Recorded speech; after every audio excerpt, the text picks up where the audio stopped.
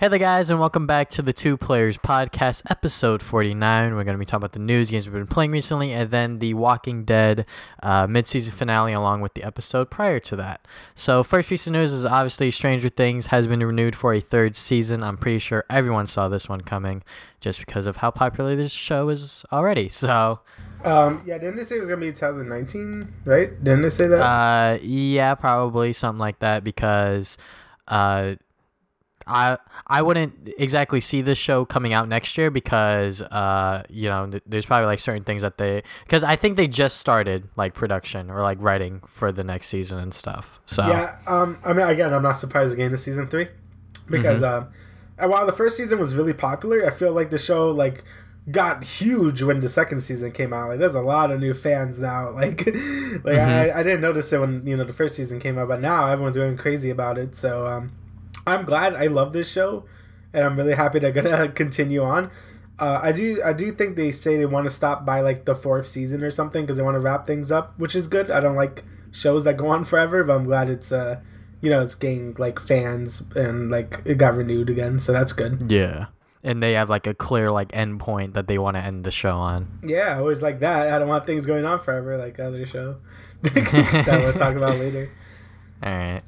All right, so Ryan Reynolds is going to play Detective Pikachu. You skipped one. Wait, did I? Oh, Mega Man 11. I was hooked on it. The link blocked it. Oh, yeah, Mega Man 11 got announced, by the way. Yeah, that's a thing. So, along with that, they also announced Mega Man Legacies 1 and 2 are going to be on the Switch, along with the Mega Man X games, which is really nice. And I think those are coming like during the summer. But Mega Man 11, what do you think about Mega Man 11? I'm pretty sure everyone thought that this guy was dead, but Capcom, I guess they've been busy trying to revitalize Mega Man once again with this new game, Mega Man 11. It looks okay. I mean, like, I'm not the biggest Mega Man fan, so I can't really speak out on this, but it looks pretty good so far. I don't think it can look as bad as Mighty Number 9, honestly. I really like how the game looks. I don't really like how Mega Man looks. He's like too like slender. Like he's too like thin. Like I don't know. Something about it looks weird. Like I just don't really like how he looks. But besides that, I think the game looks fine. Like I think some people are making a little too much of a shit show about it. Yeah, like people are like arguing way too much about how the game looks. I think it looks fine. I probably would prefer it if they stick with the 8-bit, but this is fine too. It's not again. Yeah. It's not. There's only so long that they could stay with the retro look, That's true. My number 9. This doesn't even look close to my number 9. That game look like garbage. This game has some polish to it, and it has like the cell shading and stuff. I think it looks fine. Yeah. I'm pretty sure that this game looks fine right now. I hope that it doesn't go anywhere else from here in terms of like negatively. Yeah. So. I mean, I hope the Robot Masters aren't like stupid. Yeah. like Sheep Man. Like that was kind of dumb. But we gotta wait and see because my number 9 failed and just like, hey, let's just try one up them. If they think they can make a better Mega Man than us, to screw them. Yeah, and it's gonna be coming out late 2018, so it's gonna be a while. Yeah, it's gonna be a while.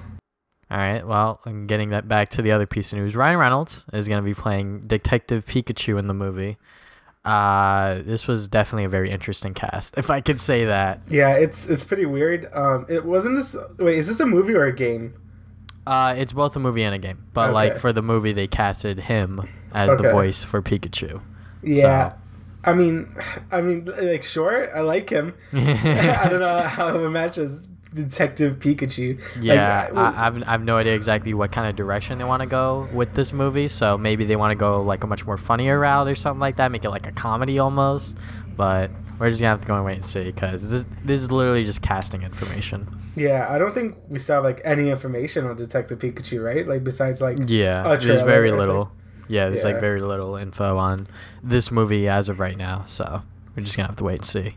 Yeah, but it was an interesting casting decision, but we're just going to have to see how that turns out. So Jessica Jones had a trailer for season 2. I know this is like a mixed one, right? Like some people like it, some people don't. Because I know the ones everyone loves is like Punisher and Daredevil. No, a lot of people really liked Jessica Jones. Jessica Jones, and like even if you don't like Marvel stuff, you could still get a lot of enjoyment out of Jessica Jones because it's not like a superhero show. Because like Jessica Jones's powers are just like very generic. Like she's super strong, she could jump very high and stuff. Like they don't explicitly tell you what her powers are, but you see what she does. And like the show's very much like a crime drama sort of thing, or like I'm not exactly sure what word I'm trying to look for. Yeah, I know what you're talking about. Yeah, it's not like a normal superhero show, which I think is why a lot of people can like it who aren't really into superheroes. Yeah, I mean that's cool. I still need to watch all these shows, but they just keep making more, so it's like really hard to watch all of them. But yeah, that's good that it's getting a season 2. I know Daredevil. What season is Daredevil on? 2, 3? They are currently working on season 3. Okay, so wait, is this the second show to get season 2? I'm not too sure. Yes, I believe so. Okay, so yeah. So it looks like they have enough interest to like to keep doing this. Like I don't know if they're gonna do like there might be a season 2 for every single one, but they might they might prioritize. They're working on they might be working on Iron Fist season 2, but I know that Luke Cage season 2, Iron Fist is gonna be in there or something like that. All right. Yeah. So yeah, I mean it's cool. I need to watch all these shows, but I heard really good things except from Iron Fist. I think like, I think that was the one that everyone didn't like, but yeah. All right. So, next piece of news: Devil May Cry HD collection for PC, Xbox One, and PS4 coming out March 13th, 2018. I don't think either of us are really familiar with the DMC series. I played like 4. And that's it. Like not even all the way, just like the beginning. And I have DMC like the reboot forever on my PC, but never played it. So yeah, I'm not familiar with this Devil May Cry. I played the reboot. I liked it. I enjoyed it. I think they might not be making a sequel because it's been years at this point since that one came out. Yeah, just because of the whole backlash that came out from it. People really just couldn't get past the fact that this is a reboot, I guess. So. That's why it kind of did poorly financially. People just didn't like how they like ruined Dante's character. I think like the gameplay and stuff looked really good, but it just really didn't like what it did to Dante, which is fair. But I mean, like personally, this is probably gonna sound really ignorant, but just from me playing the first Devil May Cry on the PS2, I couldn't tell that he had like a really interesting character. I'm not exactly sure if like his character improves later on within the other games, but like the first game he really didn't have much of a personality as far as I could tell. Yeah, I'm not sure. I think the second one is the good Devil May Cry, like the one everyone loves, and I think that's where he gets a lot of his personality. I could be wrong. I know there's one that sucks. It's not 4. It's either 2 or 3. I forgot, but or I forget. Yeah, it's cool that it's gang one. I'll probably play it. They're really similar to God of War, right? Like the old ones. Yeah, kind of. Yeah, so like I'll be interested in playing them. So yeah, it's coming out March, which is pretty soon actually. Only a couple months. So the Game Awards happened, and it was a thing with a certain dude, but you know we won't get. I mean, that. We could breeze right over it. So like, so the Game Awards happened, and we're pretty much going to be going over every single one of the awards and our thoughts and opinions on it. So we're using this Game Informer article. So the first person is Trending Gamer Dr. Disrespect. Pretty sure most people have known, or people who like browse Reddit and Twitter and social media and stuff, have heard at this point that Dr. Disrespect came out on stream to go and say that he cheated on his wife, which is a little bit strange, you know, for him to just come out and say, yeah, I did that thing. He outright didn't say it. He said that he was unfaithful, which I'm pretty sure everyone knows what he means by that. Yeah. But yeah, I mean, some people are questioning why he came out and did this. My own personal theory is because since with all of the other actual news that's been going on that isn't related to video games with the Harvey Weinstein stuff and whatever, I guess he kind of felt pressured to do this, or else he would have gotten exposed and the damage would have been even much worse than if someone else were to expose him, you know? That's true. But hey, he got Trending Gamer. I think before the whole thing came out recently, I think that he was a great personality streamer. He was doing a great job at what he was doing. So Yeah, I mean that's fair. I mean, I forgot who else was there, but I think he deserved it at the time. But now it's a little murky there. Yeah, I'm definitely very interested to go and see what happens with his Twitch channel and his sponsors and stuff that he has.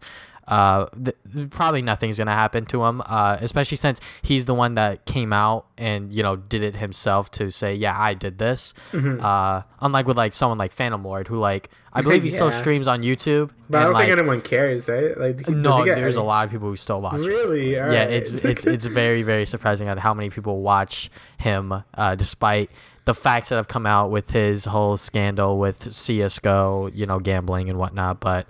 Yeah, so that was the first award. I don't think anyone else that was nominated there really deserved it, honestly, or like was anywhere near close to Dr. Disrespect's level at the time. Anyways. Yeah. So, next one is best score / music Nier Automata. I don't think neither of us could really comment on that. Really. Well, I mean, I can't say what Nier, but Persona should have won that. But that that's just my opinion. Best mobile game. Yeah, I don't know what that is. I have no idea. Monument Valley 2. I heard I think it was like on the Co-optional podcast. They might have talked about the first one a while back, but that was like a long time ago. Maybe I'm like remembering stuff weird or whatever. Best racing / sports game. Forza. Not very surprised there. So it's kind of like, yeah, sure, why not? Yeah, pretty much. Best VR / AR game. Resident Evil 7. I think that was. Definitely warranted. Yeah, I mean, like that's fair. At the same time, it's not a sole VR game, so maybe something else should have won. But yeah, that's what I think I said that last time. Like, it's not like a pure VR game, but I think it works really well in VR. That it's fine. Like I saw someone play it all the way through with VR, and it seems like a good experience. So I'll say it's a good VR game, and it's like pretty long. So. Mm-hmm. Best handheld game, Metroid Samus Returns on the 3DS. I think the best handheld game category was literally just filled with 3DS games. I think, it was Metroid, Fire Emblem, Monster Hunter Stories, Yoshi's Woolly World, or whatever it's called. Yeah. Like the 3DS one? The 3DS port or whatever. So, yeah. Best narrative, What Remains of Edith Finch. That's fair. Yeah. Best action game, Wolfenstein 2. I think that this category was a little bit weird because like action game, like that's a little general. I don't like when you go like super general like that. It's like I don't know what you're talking about. Best art direction, Cuphead. I think that one. That was a no-brainer right Yeah, there. like definitely a given. Industry Icon Award, Carol Shaw. I think it was something along the lines of like she was like one of the first female programmers, right? Yeah, something like that. I couldn't hear it because like we were like memeing. Yeah, we were memeing pretty hard during that part. Yeah, we were like making fun of the show and whatnot because it's the Game Awards, so you kind of got to do that. But I mean I don't know who else was nominated, so I can't really interject on her winning of this award. I think it was just that they just gave that award on the spot. Like I don't think it was like a thing you could vote on. Yeah, probably because I don't remember seeing this award. Yeah. Best RPG, Persona 5. Good job, Damian. What? Good. Best strategy game, Mario and Rabbids Kingdom Battle. I think that this one caught everyone by surprise. Yeah, I think there was other games that probably deserved it more, but I'm probably gonna play it after Xenoblade. But I think it's fair. I think it's okay. Mm-hmm. Most anticipated game, The Last of Us Part 2. I'm honestly not surprised by that. Despite me being, a Last of Us fan, even if I wasn't, I probably just view like the fandom as like just too much as well. I really thought it was gonna be Red Dead 2, to be honest. Yeah, I think it was definitely a toss-up between those two, Last of Us and Red Dead. So yeah. Best family game, Super Mario Odyssey. I guess Mario Odyssey had to win somewhere because Zelda kind of took a lot of other awards. Oh yeah, you're right. Yeah. Yeah, so like it's literally the only thing Mario won from the Game Awards, which is very, very surprising. But I honestly thought that maybe Mario Kart would have won it, but it's still a Mario game. So yeah. Best debut indie game, Cuphead. That's fair. Yeah, it was either definitely. That or Hollow Knight. Yeah. Yeah, I mean, like, with Cuphead, this game is, like, in development for years, so... Yeah, and it sold really well. Like, it got really popular, so that's good for them. I'm glad. Yeah. Best ongoing / esports game, it was Overwatch. I think that, I don't think there was any other like contestants. Maybe for ongoing game, maybe it was PUBG, but PUBG actually didn't win anything. I'm fine with Overwatch being an ongoing game for esports game. Yeah, I don't know. I don't think it could have been like CS:GO or something like that. Yeah, I don't think it's that fun to watch. Like, it's fun to watch if you're focused on one person, like a streamer. But if you're just watching an actual esports event, Overwatch is kind of like it's not fun to watch. I think they made it easier to like watch esports Overwatch because like now each team has like different skins depending on the team and stuff, so it's a little bit easier because like I remember watching when TSM was trying to get into the Overwatch thing, and like obviously that fell through, but like just trying to watch like the team fights and stuff, it was a little hazardous, I guess, you know. It was definitely very confusing, but on top of that, you know, the game's also very slow because it's like we just wait for our ultis and then everyone just throws them all at once pretty much. Yeah, that's basically how that game works. Best esports player, I was actually very surprised by this. It's Faker, who is a League of Legends player. I think that this is the first time he's actually won it, so and they did like a whole like live interview from him at the Riot Studios because he was doing the All-Stars event, so that was very cool.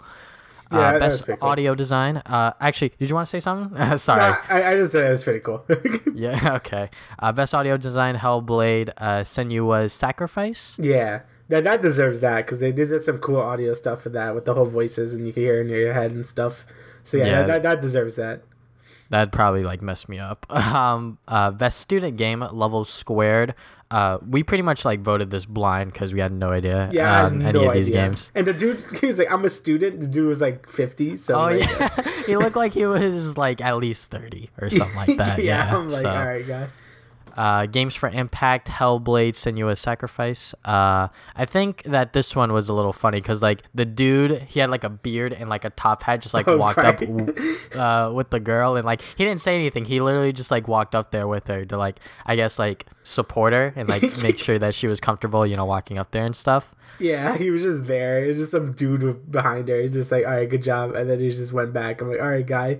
You didn't really say anything at all, so thanks for that. Best performance also comes from Hellblade. I think that I have no idea because, you know, a lot of the best performances was from it was either both female actresses from Uncharted and then Ashley Birch from Horizon and then her.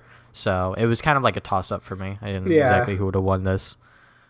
Yeah. Best fighting game, Injustice 2. I don't think there was any other like really good fighting games released this year. Was ARMS there? I have no idea. I don't think so though, because I think we would have mentioned it the last time when we were like, you know, talking about it and stuff. I think it was like Injustice 2, Marvel vs. Capcom. Did Street Fighter 5 came out this year or was that last year? I think that was last year. Yeah, I think it was last year because of Evo and stuff. All right, yeah, so. I can't remember. So then, Injustice 2 is good though. So. Yeah.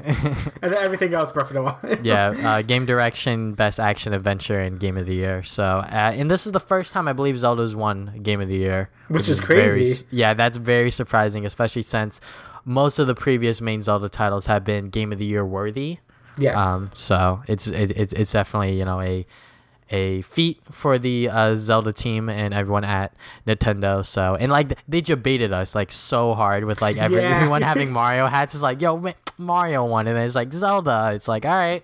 I think it deserved it personally because I think the more and more time passes, the more I'm like, I liked Odyssey, but I didn't like it as much as I thought I would. And I think Zelda still has a pretty big impact on me, and I think it really does deserve Game of the Year. Like, I mean, if I personally had to choose, it would be Persona, but, you know, Zelda, I think, deserved it here. Yeah. So I'm fine with that. I still have yet to finish Zelda. Shame on me, but, yeah, it's great. All right, so now let's just quickly get into the announcements that were announced during this event.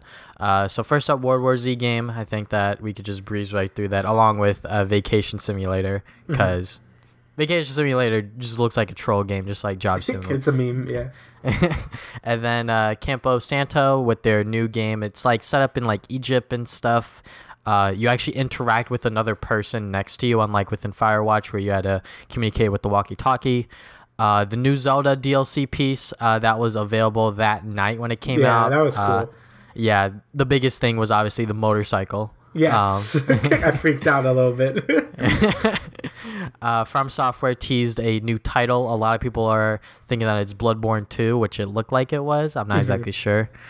Soul Calibur 6. It's been a while since Soul Calibur's had a game, so it's very exciting to go and see them have a new entry within 2018. Fortnite's getting like a 50 versus 50 battle royale mode. That's very interesting. THQ revealed a survival horror game, Fate to Silence. I think the most exciting thing, or like other than Death Stranding, which we'll get into in a little bit, Bayonetta 1 and 2 is coming to the Switch early next year, and then they are currently developing Bayonetta 3 exclusively for the Switch as well. So that is very, very exciting. And then A Way Out, it releases actually next March. So and they also announced that you can only have one copy and 2 people could play it online. Yeah, that's good. I think that kind of like breezed right through us when we were actually watching it, because afterwards the guy came on who is obviously the developer for the game, and he kind of lost his mind. But next thing is Death Stranding's trailer. Obviously no one knows what's going on with that game still. That game looks amazing. I don't even know what's happening, but it looks great. That baby meme, it just blew up instantly. Yes. The makers of Bulletstorm is bringing you Witchfire. That game looks sick. Like I like how the trailer debates you, because it's like, oh, it's a walking sim, and then you just pull out guns and shit. Yeah. That was good. I like that. Media Molecule's next game, Dreams, is sort of like a much more expanded version of like what Little Big Planet was. It's like a more artsy Little Big Planet, is what I've been gathering. Kind of. Yeah. First footage of PUBG's desert map. I think that's out pretty now, cool. Actually. Yeah, I'm pretty sure a lot of people are currently playing that. A sci-fi shooter, GTFO, from the creators of Payday 2. I guess that this was the direction that they had to take, because they've been updating Payday 2 for so long. So, starting up on a new game, but calling it GTFO is a little bit strange. So I wonder what that's going to mean, when developer interviews come out or whatever. Yeah. Because that's just a strange name, honestly. Metro Exodus, a new trailer along with a release date, and then Sea of Thieves launches on March 20th. Sea of Thieves, I'm sort of just like, just come out already. Like, yeah, I was kind of excited for it at first, but now I'm just like, I don't really care. So, all right, so that's it for the Game Awards from us. So what's the next piece of news, Damian? We got a new animated Spider-Man movie, Into the Spider-Verse. The name is kind of really bad, but the trailer itself is really cool. I really like the art style.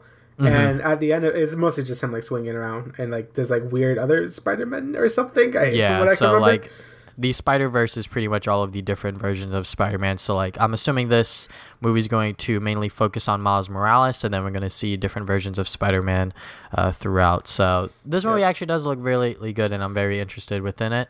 It's supposed to come out next year, Christmas, I believe, so it's going to be a while. So this is like an actual theatrical movie that's coming out. Yeah. It's gonna come out in theaters, and it's its own like separate Spider-Man movie. That's really cool. I felt like this was a thing that would be only in select theaters and stuff, but it's cool that's actually like coming out for everyone. And I love the art style. I think it looks really nice. The animation is definitely on point, as someone said in the comments. Yeah, it looks very nice. I like it a lot.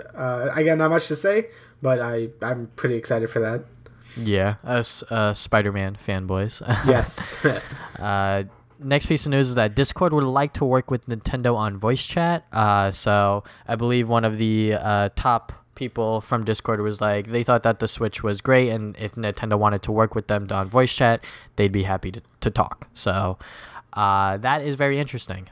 Just because Discord's pretty much like the leading gaming voice chat sort of thing to have now, because it's so easy to set up a new server and so easy to use and stuff like that. Like we're using it right now to go and talk to each other and record for this podcast. So yeah, it's like the probably number one voice chat thing, at least for gamers anyway. Yeah, Skype's always going to be within top 2, I would say, but Discord's definitely more popular amongst gamers. Yeah, it's just very nice because you have multiple channels. It's very easy to use. It's free. The voice quality is really good. So I'm glad they want to help Nintendo with it, because they need it. They kind of do. So, but I have no idea if Nintendo's actually going to do this. They're probably not, because the Switch is fine with how it is, and we could just use Discord on our phones or even use it on our computers like we are right now. So, yes. All right. So, Street Fighter is getting a 30th anniversary collection that has Street Fighter, Street Fighter 2, Street Fighter 2 Champion Edition, Street Fighter 2 Hyper Fighting, Super Street Fighter 2 The New Challengers, Super Street Fighter 2 Turbo, Super Street Fighter Alpha, Super Street Fighter Alpha 2, Street Fighter Alpha 3, Street Fighter 3, Street Fighter 3 Second Impact, Street Fighter 3 Third Strike, and that's it. And I think 4 of them are having online. Yes, you'll be able Street to play Fighter 2 Hyper Fight. Yes, Street Fighter 2 Turbo, Street Fighter 3 Alpha, Third Strike, Street Fighter 3, whatever. Yeah. This is definitely very interesting. I wonder if this game is actually going to be used maybe at EVO or something like that. Probably not.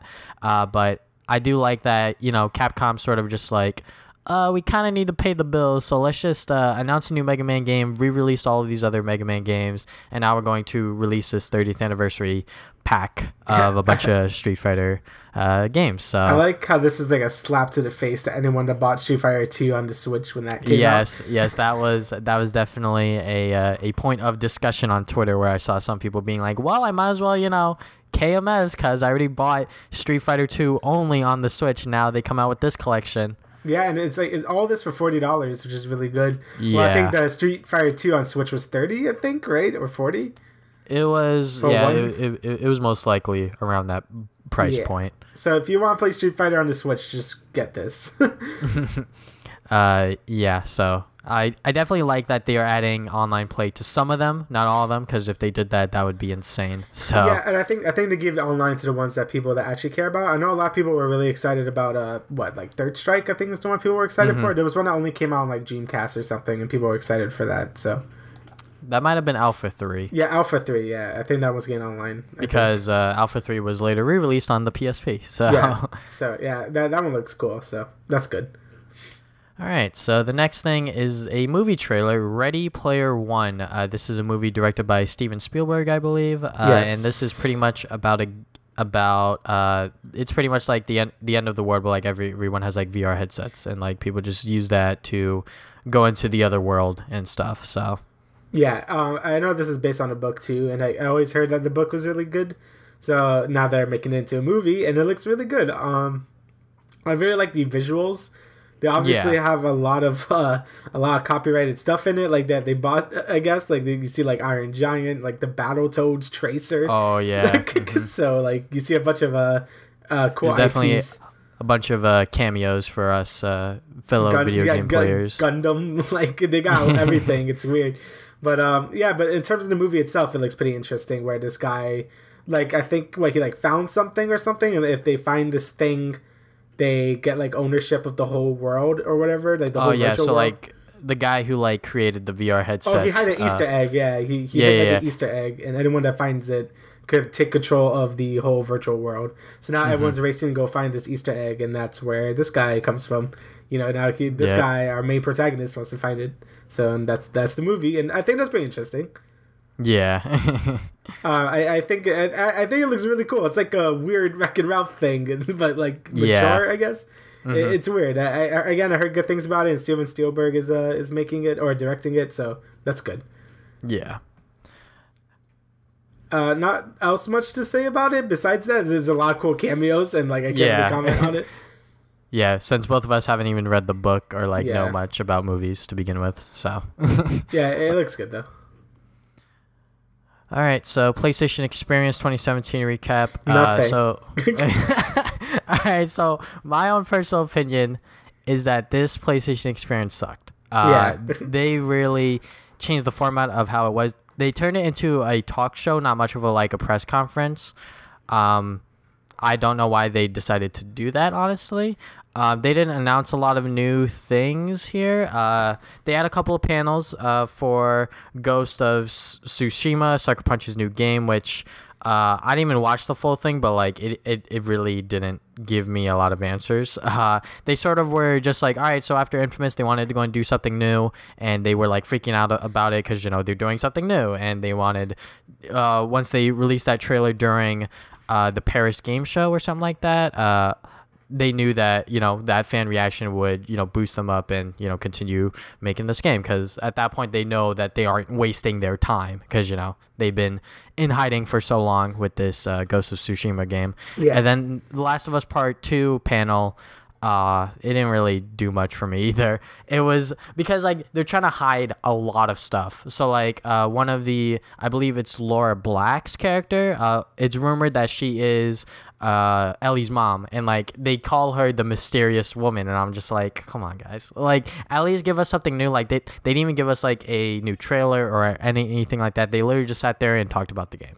So and like the hosts for both of those panels were a little weird. So like The Last of Us Part 2 panel, the host, she's like a YouTuber personality, and she was fanboying or like fangirling or whatever, and like that's fine and all, but like she definitely took it to like a little bit over the edge, if you know what I'm saying. Yeah. And then with the Ghost of Tsushima, he was from like IGN or whatever, and like I felt like he was asking like the wrong questions, like very like general questions. Like he wasn't really like trying to get in, you know, like try to actually like get answers.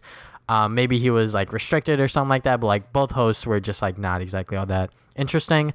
But going back to the actual, you know, games that were announced, the only one that really interested me was Medieval, which is a PS1 game that is now being remastered for the PlayStation 4. So a lot of people had really high expectations for this PlayStation experience, which I can't really blame them, because, you know, the first time they did this thing, they announced a slew of great games. And now it's the third year that they're doing this now, and it's sort of like weak. Yeah, I mean, now it's like they show the things during the Paris event, they show things during E3, so they kind of have like nothing. So just along with the Game Awards. Yes, with the Game Awards also, with Death Stranding. So I feel like at this point it's just like to give more information on those games, and that's fine, but I guess they should just say it outright, like, yeah, this is not, we're not really showing anything new, we're just going to talk about the things you already know about, like, because I was waiting for something big besides, you know, Medieval is cool, but, you know, it's only one new thing, really, like, there wasn't really and like not everyone's going to be interested in that. Yeah, you know, so, like if they announced like Crash Tag Team Racing or like Spyro for like PS4 or something like that would have been big news, but like they got really nothing. Yeah, so I think next year, if next year they also have nothing, they should really advertise it as, you know, just learn more about the games you already know about, you know, like don't watch it if you already know. I think they wanted to go and turn this PlayStation Experience thing into like a convention, which is a little weird, especially for us at home. So, but let's just hope that next year's PlayStation Experience is a lot more big, because like this is like the last big gaming thing that's gonna happen this year. So and it was very, very disappointing. Yeah, not until the Nintendo Direct in January, then that, you know, that's about it. Like for this year, it's over in terms of news. All right, so A Way Out only requires one copy to play online. So it's sort of like a DS download play or something. Like you only need one copy to play, but it doesn't have to be local. You can play online, which is like really nice. Like that's really cool. And I actually think that's actually going to drive sales up more than down, because I feel like more people are going to be like, oh, I can just buy it for me and my friend, and that's it. We can just play online. Or like you guys could like split, you know, the cost of it or whatever. So I definitely think that this is going to encourage a lot more people to play it. But I'm just waiting to go and see what happens when this game comes out, because it just looks fantastic. Because, you know, we've never had a split screen sort of a game like this in a while, I would say. So them doing or like him wanting to have it be one friend owns the copy and you both could play online, that's fantastic. And I wonder how they're going to do it, you know? Yeah, I mean, you probably have to download like a separate app, or just download the game, but it's like, oh, you know, like online mode only or whatever. I don't know. Yeah, but there's probably going to be something that's going to come out as when we get closer to the actual release. So yeah, again, that's really cool, and I like it a lot. Yeah, I don't see many other companies doing it, but I'm glad this guy is. All right, so the last piece of news here is Walt Disney has acquired 21st Century Fox. So pretty much the big things or the popular entertainment properties that they acquired include X-Men, Avatar, The Simpsons, FX Networks, National Geographic. So that's pretty much like the main things. And also Hulu is sort of like up in the air now because like 21st Century Fox had like the highest, I believe, shareholding or something like that. Yeah, I think Disney has that now. Yeah, so it's a question of whether or not Hulu's going to live, and then they're just going to kill it off and then just bring their own streaming service because I think Disney is just going to use Hulu at, like, they're not going to rename it because Hulu has a good brand already. Like, people know what Hulu is and people use it. So Disney is probably just going to either up the price of Hulu and put all their stuff in it or, you know, like, not up the price. Like, I don't know what they're going to do, but I think they're going to keep Hulu and just put all their stuff in it. Because it makes no sense for Disney to just make their own streaming service now because they have, like, a large share in Hulu now. So it's like, I don't see them making their own streaming service when it's probably not going to get as much attention as Hulu. Because with Hulu, you can watch a bunch of other stuff instead of Disney stuff, you know. So yeah, I think they're just gonna put their stuff into Hulu and just use that. It just makes sense to me. Yeah. So, I guess the most exciting news for us is that the X-Men and the Fantastic Four, along with Deadpool, joined the MCU.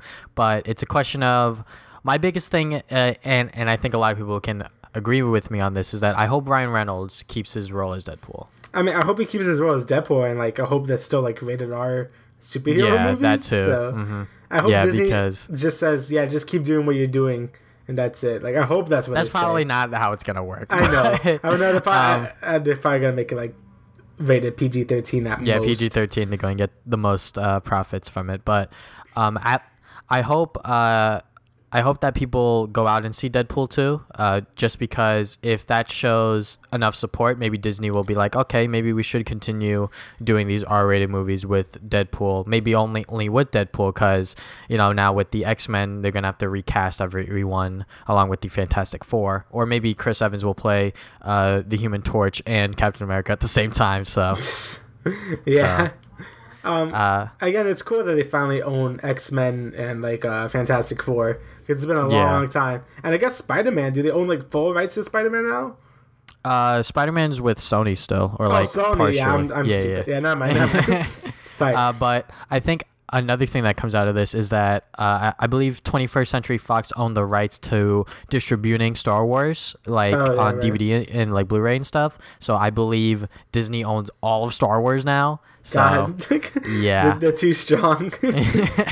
But this is definitely very exciting because Marvel has not made a Fantastic Four comic book in a while, just because they said F you to 21st Century Fox. Yeah. So it's definitely going to be interesting to go and see on how they want to go and pull off, you know, bringing the X-Men and the Fantastic Four into the MCU.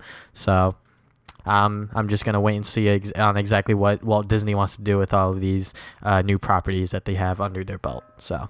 Yeah, it's pretty exciting. It's probably going to make a new X-Men like trilogy probably. Yeah. All right, so that is the end of the news. So now let's get into games we've been playing recently. So I'll start with you, Damian, because I already have a list and I don't really have to think about it. So Xenoblade. All right, so talk about Xenoblade Chronicles 2, right? Yep. So Xenoblade Chronicles 2, I think, came out 2 weeks ago, and it's really good. It's basically just Xenoblade Chronicles 1, and it's just that. They just improved everything from that game. The only things I could really have... I have a few problems with it that are actually pretty big. One is performance, and I think a lot of reviews highlighted this. The performance is bad. Like, it's like...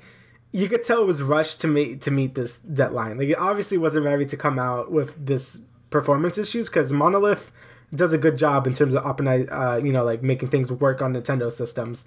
Since, Nintendo is vastly underpowered most of the time from everyone else, but you usually are able to create these huge worlds with Xenoblade Chronicles and Xenoblade Chronicles X.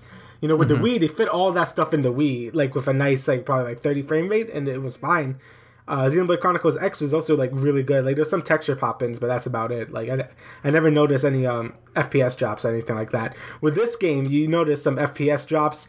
The resolution is 720p undocked, and it's just awful undocked. It's like, I think, below 360p sometimes. It's really bad. So yes, clearly this thing wasn't ready to come out. But there are, I think next Friday they're going to be doing a patch to fix some of the I'm pretty sure they viewed it as like, all right, so we're releasing this game the way it is. It's really bad, but we can patch it. Yes, and I think that's fair because it's still like when it's docked, you could get over it. Like I wish the game was like a higher resolution docked so I could really appreciate how the game looks because it is a very pretty game, but the resolution makes it look very muddy sometimes, which is kind of sad. But again, optimization patches are probably going to come out over the next month, so I think that'll fix the game up nicely. Another big complaint I have, which is also going to get fixed with this update, is the map. The map sucks. It's so bad. So to fast travel, you have to press X, and it opens like the fast travel menu. But it doesn't really, like, that's the only way you can actually view the whole map. So you have to open that, and then you have to go to the area where you are, and it doesn't even tell you what area you're in. So you have to, like, manually go through, like, the area you're in, go to the specific area, then you get the map you want. And it's horrible. I don't know why it's like that. Now they're going to do it so in the update, when you press X, it just immediately shows where you are. Which I don't know. So like, when you press X... So right now... When you open up the map, it just goes to like a random spot, not to actually where you are. It just shows like everything. Like you press X. What the hell? It just shows like the whole map, like not the specific area you're in, but it just shows like, oh, select the area you want to view the map for, and then you click that the Titan, which is like the land masses. So you click that Titan, and then it's like, all right, now pick the area you want to be in, and then you pick that area. Then you're like, all right, now I'm in the place I want to be. Like it's just like I go through a lot of menus, and it's kind of bad. So they are fixing that. They're going to fix the in-game mini-map also because it's not working too well. Like, you could expand the mini-map while you're playing, but it's like you can't see anything. Like, you expand it out, and it's still like I can't really see much. So they're going to be fixing that too, and they're going to fix the compass because sometimes it could be a little wonky as it doesn't, like, when you're, like, moving towards an objective, sometimes, like, swings behind you for some reason. I don't know why it does that. So they are fixing the map, which is nice because with a game like that, you want a good map. So I'm glad they're fixing that. And the other problem a lot of people have is the voice acting. I personally don't mind it. Rex cannot scream. Like, his screaming voice is so bad. He cannot scream at all. Like remember in the E3 trailer when he said, like, take that? Like, it's pretty bad. Oh, my God. Yeah, he cannot scream at all. It's awful. Have you tried playing it with the Japanese? See, like, I think it sort of takes away the appeal of it because I really like the English voice actors because of the whole accents and stuff they have. And I feel in the Japanese, it just sounds really generic. Like... And just, like, you know, typical, like, shonen anime boy. And then you got, like, waifu bait Pyra. So it's just, like, I don't know. I kind of like the... I really do like the voices. It's just, like, they just have problems. It's not like Xenoblade Chronicles 1 where I could say everyone had a pretty good performance. This game, it's like... I like Rex, but his screaming is so bad. Pyra can't... You like it, but, like, there's problems. Yeah, they obviously have problems. Like, Rex can't do emotional stuff, and he can't scream. Pyra also can't be emotional. Like, she's good just talking. Most of them are good just talking, but they can't do some of these, like, look, like man, I'm not buying that you're, like, you know, all emotional here, so I just get it. Just keep going. But besides that, those are all the major complaints a lot of people have. In terms of that, everything is an improvement from Xenoblade Chronicles 1. The questing system works way better. Like, you don't have to fiddle in the menus to see what you have to do. The game actually shows you where you're supposed to go during side quests, because in Xenoblade Chronicles 1, it did not tell you what to do. You get a side quest, it's like, all right, go do it. I don't know where it is. Just do it. But with this game, it does show you the objective, so that's nice. The gameplay is also way better. I heard a lot of complaints that the game is very slow, and that's more so true in the first Xenoblade Chronicles. In this game, I feel like it really ramps up because you can do a bunch of different combos and stuff with your arts, and that makes the combat way more dynamic and actually keeps you, like, engaged. Because in Xenoblade Chronicles 1, all you can really do is break and topple, and that's about it, which basically just means you apply a debuff called break, and then use another ability that uses topple, which just stuns the enemy, and that's about it. And then you just use, like, the different positionings and other stuff like that. In this game, you have all the positioning stuff, so, like, you know, you do more damage if you're behind someone, you know, you do more damage if you're in front of someone. You have the different combos, so now you can do break, topple, launch, and smash for, like, the whole, like, a 4-hit combo. And you can also do elemental combos where your, like, super meter builds up, and you could do, like, elemental combos like that and chain together with your other party members. So if you do, like, a like a fire special, and then you follow up with a water special, you do more damage or something like that. So it is pretty fun. Like, it does keep the momentum going in fights, because fights could take a little while if you don't know how to do any of these combos. Like, it could take forever if you don't know how to play the game properly. But I think the game does have enough tutorials, and they do space them out pretty nicely, where it does explain everything very nice. Like, I was never really lost once I went in the combat system. Like, once it got going, I was pretty fine. Again, the combat takes forever to really get started, because the game doesn't give you 3 party members until like 10 hours in or something, like 15 hours in, and that's not that at that point. Like, once you have 3 party members, it should click. Like, you just be like, oh, okay, that's how I do stuff. So it's not too hard. The story is not as good as the first Xenoblade Chronicles, but it's good. It's better than Xenoblade Chronicles X, where it was just nothing. So that's good. Chronicles X had like no story at all. But I mean, that's basically all I want to say, besides, you know, spoiler stuff. But I'm about halfway in. I think I have 40 hours in. At 40 hours in, I'm in chapter 5, which I believe is the halfway point. So it's about like an 80, 90 hour game. So yeah, it's a long Christ. One. But I think it does have enough variation and stuff to make it really fun to play. So, and I probably wouldn't recommend it if you don't like JRPGs or like super anime stuff. I mean, I'm not even into like super anime stuff, but it does uses a lot of anime cliches. So, and that could be a little annoying. But besides that, it's a great game. I like it a lot. I don't know where I'll rank it. I'll probably rank it like somewhere. I wouldn't say it's better than Xenoblade Chronicles 1. It's like tied with Xenoblade Chronicles 1, and anything's better than X. I thought X was good, but it's nowhere near the same as these two. So, yeah, there you go. It's a good game. Buy it if you're into JRPGs and stuff like that. And besides that, I played a little bit of the Zelda DLC. I did like the first 4 new shrines that they had with the one-hit obliterator, which is like the first sort of challenge you get. So basically, you go back to the Shrine of Resurrection, where you like wake up in the first place. You grab this like weird trident looking thing, and it takes away all your hearts, and you could kill anything with 1 hit with this weapon. But you also die in 1 hit. Yeah, but you also die in 1 hit. So you have to defeat 4 packs of enemies with it, and then every time you defeat a pack of enemies, a new shrine opens up. And the new shrines, I only did 4 of the new shrines. They are really good. Like, they're really creative, and I think there are some of the best shrines in this game, which is to be expected because, you know, that extra development time. But besides that, I thought the challenge was pretty fun. I didn't really use the one-hit obliterator. I was kind of just using my arrows so I didn't die. But it was fun. That part of the game was fun. I know the DLC is like maybe like 8 hours long. That whole section took like about an hour. So there's a lot more content in it. I know some people are disappointed because I heard there's not too much story in this, even though it's advertised as a story DLC. But again, yeah, that's a little unfortunate. I can't really comment on that yet because I haven't really gone that far because of work and stuff. But that's about it. That's all I've been playing because I've been pretty busy. So. All right.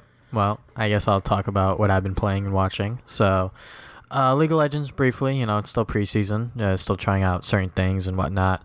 Now the meta is sort of like defined now. So the support meta is Xerath MF. You pretty much poke lane, but Xerath? I think all right. yeah, Xerath MF, dude. It's super troll, but it's actually like really good because like if you land like one spell on Xerath, you pretty much almost half HP them with the new runes and stuff. So yeah, it's a little dumb.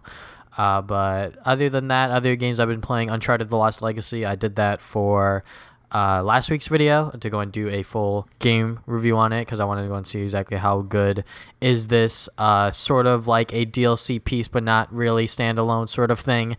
And it's okay. It's not really like fantastic or mind-blowing or anything like the other Uncharted games. You know, it is a standalone, so I kind of expected that. But you know, this game really could have just not have been made because it didn't accelerate anything in terms of the story or the plot or anything like that. Because Nathan Drake isn't in here; it's only Nadine and what's a goddamn name, Chloe. Yeah, it's just those two. So, but you know, it's an alright game. I would recommend picking up at like $20, but $40 that's a little steep, especially if you're not going to be playing like the multiplayer like I am. The other game I've been playing, Horizon Zero Dawn. That game is fantastic. I'm like 8 hours in. It's really goddamn good. Yeah, I mean, if you like that game, you should finish Breath of the Wild. Yeah, I mean, I heard that game has good combat. Yeah, is it good? Yeah. The reason I find myself playing this a lot more is because like I actually know where I'm going. Because like that's true. in Zelda, like I get lost so many times. I'm like, wait, where the fuck was I going? Like what the hell am I supposed to do? In this game, it's very friendly in terms of like hands holding on like where you're supposed to go, what's the story mission, what's a side mission, all this stuff. The combat is really good. But the later on you get into the game and like you don't upgrade your armor or like you don't upgrade your weapons and stuff, it gets pretty difficult, which I found very, very quickly. You can't just run into everything. You kind of need to sneak by certain enemies so you could advance into like the next mission or whatever. So, but yeah, it's a very, very fun game. I really, really do like it. I've been watching a bunch of movies, so I'm gonna just like skim through these real quick. The Edge of 17, that is a fantastic teen movie. It's rated R, so like they do have like actual like teen talk. They say the F-bomb and stuff, so it's not like shoehorned in like a PG-13 movie. Juno, it's definitely, this movie's very interesting because Juno, oh yeah, I watched that like, when it came out. Yeah, a lot of people they liked it when it came out, and then they revisited it. They're like, oh wait, this is kind of bad. But personally, I liked it. 2017, first time watching it, it's pretty good. The Social Network. Did you know that Andrew Garfield's in here? Wait, is he? I can't remember. Yeah, I was so surprised when I was watching it. I was like, wait, Andrew Garfield's in here? London Tipton is in there, right? Yeah. So, Brenda Song, man, come on. Whatever. It's Zach and Cody. Yeah, she was in there as well, Justin Timberlake. It's still a great movie, for it coming out in 2010 and me watching it 7 years later. Still a fantastic movie. And then I watched a bunch of episodes of Black Mirror. And the episodes I did watch, I watched Playtest, White Christmas, and a couple of other ones that I can't name on the top of my head right now. Did you watch? I watched a few episodes of that too. You watched the one with the Prime Minister and the pig? Did you watch that one? Oh my god, bro! He didn't have to do it. Oh wait, you just spoiled it. Whatever. He didn't have to do it. I was like, yo, that's so messed up. Yeah. And like, since everyone's watching and they didn't see that he was actually going to, drop off the princess or whatever. So yeah, that pretty much sets up like the rest of Black Mirror. Like you don't know what's gonna happen in like every single episode because it's like a new character, new story, new whatever. So I need to watch more. It does take a lot out of you because I watched. There was one where they were like in the future and then like one girl wants to sing or whatever. Did you watch that one? No. Okay, I'm not gonna spend. That one is very depressing. I'm like, oh, I don't know if I want to watch more of this after that. That was sad. It definitely takes a lot out of you just because it's setting up like a whole new thing. So you have to like sit there and like kind of invest yourself into it. Yeah.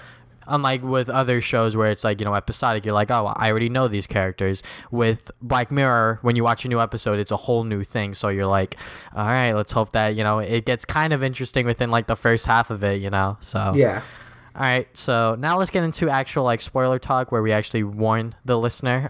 So The Walking Dead season 8, episode 7 and 8. The 8th episode is the mid-season finale. If you have yet to watch or don't want to be spoiled, stop listening to this podcast right now. But if you've watched both episodes and want to hear us talk about it, continue listening. So let's briefly touch on episode 7, which pretty much is Daryl messing up Rick's plan. I barely remember what happened because I'm still mad. So Daryl, Tara, and Morgan, and they pretty much just team up to like break into the Savior's place and like kind of ruin what Rick was kind of setting up, trapping them in their own place. And then Daryl's just like, nah, let's hit them now. And he uses the truck and he drives it right into the sanctuary's wall, which allows them to escape. Get out and attack the hilltop, the kingdom, and Alexandria. So that was the main thing that happened. And then it was also Rick's thing where he was trapped with the garbage people. And then like towards the end, he like managed to get out of it and like convince them to help them.